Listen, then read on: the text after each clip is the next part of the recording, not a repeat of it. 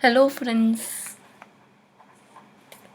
मैं आज इस वीडियो में आपको बताने वाली हूँ रजिस्ट्रेशन अंडर जीएसटी। ये जीएसटी क्या है? आप भी ऐसे ही सोच रहे होगे ना। चलो मैं बता देती हूँ। जीएसटी एक इनडायरेक्ट टैक्स का एग्जाम्पल है और टाइप भी बोल सकते हैं। इनडायरेक्ट टैक्स का एक टाइप है जीएसटी, जिसने सारे इनडायरेक्ट टैक्स को हटा के खुद आ गया है। जो भी इनडायरेक्ट टैक्स थे जैसे कि VAT, excise duty, CST, service tax, उन सबको हटा के GST, one and only one GST, जो सारे स्टेट में लगता है सेम परसेंटेज में, इसलिए जीएसटी बहुत फायदे वाला भी है। तो ये जीएसटी ने कब जन्म लिया भारत में? 1 जुलाई 2017 में जन्म लिया। तो इस जीएसटी आ गया। अब इसमें रजिस्ट्रेशन क्या होता है? What is registration under GST? हमें क्यों रजिस्ट्रेशन करना पड़ता है? आप भी इसकी तरह ही सोच रहे होंगे, क्यों रजिस्टर करना होता है हमें जीएसटी? रजिस्ट्रेशन बहुत कंपलसरी है।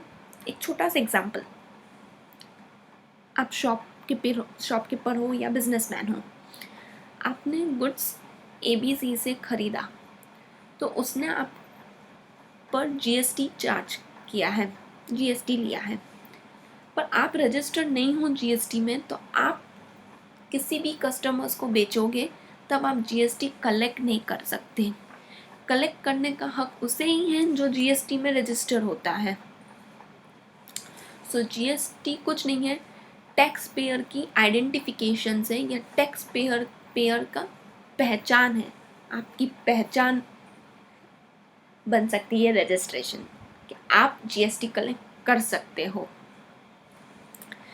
कोई भी पर्सन अगर रजिस्टर नहीं होगा, सो वो अपने कस्टमर से टैक्स कलेक्ट भी नहीं कर पाएगा, और अगर उसने एक्स्ट्रा टैक्स पे किया है कहीं, तो वो इनपुट टैक्स क्रेडिट भी नहीं ले पाएगा। मतलब वो मैं आपको बाद में समझाऊंगी, डोंट वरी। अभी सिर्फ इतना समझो कि आपने रजिस्टर किया तो आप कस्टमर से टैक्स कलेक्ट कर सकते हो। जब आप जीएसटी में रजिस्टर करोगे तो आपको एक जीएसटी आइडेंटिफिकेशन नंबर मिलेगा, आपका आइडेंटिटी कार्ड मिलेगा कि now you can collect tax from your customers. इस वीडियो में मैं आपको सेक्शन 22 पढ़ाऊंगी, बट ये रजिस्ट्रेशन अंडर जीएसटी में टोटल 22 to 30 सेक्शंस हैं। बहुत ज़्यादा है, पर मैं आपको एक ही सेक्शन पढ़ाऊंगी, सेक्शन 22 इस वीडियो में। बाकी हम धीरे धीरे एक एक सेक्शन कंप्लीट करेंगे, सो आपको इजीली समझ में भी आएगा और आप दिमाग में स्टोर भी कर पाओगे। तो अब तक हमने जीएसटी का मीनिंग देखा। जीएसटी इनडायरेक्ट टैक्स है, example of an indirect tax, जिसने सारे टैक्स को हटा के one and only one tax. Second, registration. Registration किसकी पहचान है? टैक्स पेयर्स की पहचान है, आइडेंटिफिकेशन से बहुत कंपलसरी है। अगर आपने रजिस्ट्रेशन किया तो आप टैक्स कलेक्ट कर सकते हो। अब हम देखेंगे सेक्शन नंबर 22। कौन कौन पर्सन है जो रजिस्ट्रेशन के लिए लाइबल है, रजिस्ट्रेशन ले सकता है? सेक्शन 22 में 4 सब सेक्शंस है। पहला, जिसका एग्रीगेट टर्नओवर 20 लाख से ज़्यादा होगा, या फिर 10 लाख इन स्पेशल कैटेगरी। कोई एक स्पेशल कैटेगरी है, मैं आपको आने वाले स्लाइड में बताऊंगी। अगर किसी बंदे का 20 लाख से ज़्यादा है तो उसे रजिस्ट्रेशन लेना पड़ेगा, या फिर 10 लाख से ज़्यादा है इन स्पेशल कैटेगरी तो उसे जीएसटी लेना पड़ेगा। सेकेंड, सब सेक्शन सेकेंड, अगर कोई बंदा पहले से ही किसी इनडायरेक्ट टैक्स में रजिस्टर्ड है, जैसे कि वैट है, सर्विस टैक्स में रजिस्टर्ड है, तो उसे कंपलसरी रजिस्ट्रेशन अंडर जीएसटी में लेना पड़ेगा। Third sub section, transfer of business on account of such section. अगर कोई बंदा ट्रांसफ़र कर रहा है तो ट्रांसफरी को लेना होगा। Fourth, amalgamation. अमालगमेशन किया तो सामने वाले को लेना पड़ेगा जीएसटी में रजिस्ट्रेशन। अब इसका मैं एक्सप्लेनेशन आपको दे देती हूँ। सबसे पहले एग्रीगेट टर्नओवर किसे कहते हैं वो समझ लेते हैं।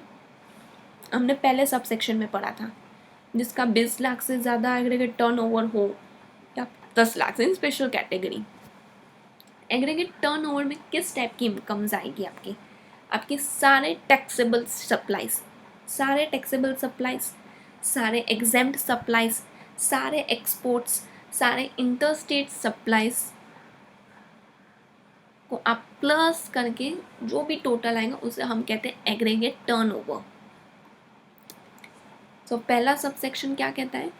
अगर किसी सप्लायर का गुड्स और सर्विस या दोनों ऑप्टेन रजिस्ट्रेशन करना होगा तो उसका टर्नओवर, एग्रीगेट टर्नओवर 20 लाख से ज़्यादा होगा फाइनेंशियल ईयर में, या फिर 10 लाख से ज़्यादा होगा फॉर स्पेशल कैटेगरी स्टेट्स, तो उसे रजिस्ट्रेशन अंडर जीएसटी में जीएसटी में रजिस्ट्रेशन करना होगा।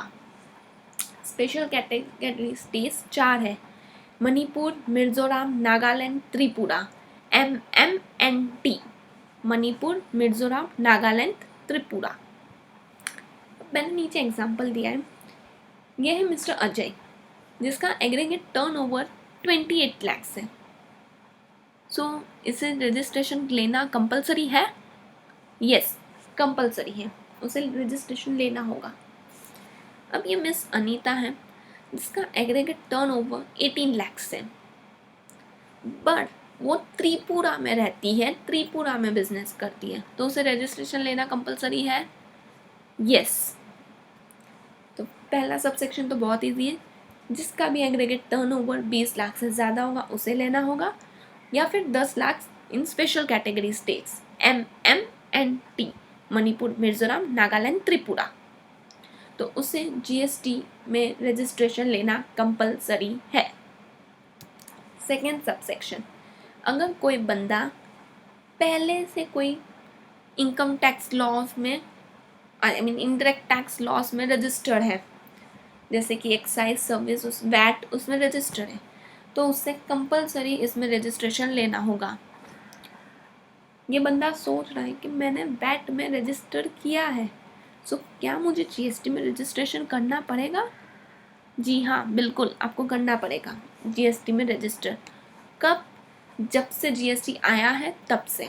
If you are already registered in VAT, आप सपोज वैट में रजिस्टर हैं, जीएसटी कब आया? 1 जुलाई 2017, आप उसी दिन से रजिस्ट्रेशन लेना होगा आपको, फ्रॉम दी अपॉइंटमेंट डेट, उसी डेट से। थर्ड, अगर आपने किसी बिजनेस, ऑनगोइंग बिजनेस को ट्रांसफ़र किया है किसी और पर्सन को, तो आपको रजिस्ट्रेशन लेना होगा। ये ट्रांसफ़र है जिसने ऑलरेडी रजिस्टर्ड किया है या अपना बिजनेस ट्रांसफरी को ट्रांसफ़र कर रहा है, सो उससे रजिस्टर लेना होगा on the date of transfer. अगर इसने 1 सितंबर 2018 को ट्रांसफ़र किया बिजनेस, सो ये बंदा ट्रांसफरी उसी दिन से रजिस्ट्रेशन अंडर जीएसटी ले लेगा, रजिस्टर कर देगा अपने आप को। Very simple. फोर्थ, कोई बिजनेस है जिसमें हाई कोर्ट ने ऑर्डर दिया है अमालगमेशन, मीन्स 2 कंपनी को ज्वाइन करने का ऑर्डर दिया है हाई कोर्ट ने, तो इसमें क्या करना होगा? हाई कोर्ट ने ऑर्डर दिया ए कंपनी और बी कंपनी को अमालगमेट होने के लिए, तो ये ए बी कंपनी जो है वो उसी दिन से रजिस्टर होगी जब ही रजिस्ट्रार ऑफ कंपनीज उसे इन सर्टिफिकेट ऑफ इनकॉर्पोरेशन देगी, उसी दिन से उसे जीएसटी में रजिस्टर करना होगा। हमने सेक्शन 22 किया, उसमें 4 चीज़ पढ़ी। पहली, अगर किसी की एग्रीगेट टर्नओवर 20 लाख से ज़्यादा या 10 लाख से ज़्यादा होगी तो उसे जीएसटी में रजिस्टर करना होगा। अगर वो ऑलरेडी रजिस्टर है किसी इनडायरेक्ट टैक्स में, तो वो उसी दिन से रजिस्टर हो जाएगा जिस दिन जीएसटी आया। थर्ड, अगर कोई बिजनेस, ऑनगोइंग बिजनेस ट्रांसफ़र हो रहा है तो ट्रांसफ़र ही रजिस्टर करेगा उसी दिन से जिस दिन ट्रांसफ़र हुआ।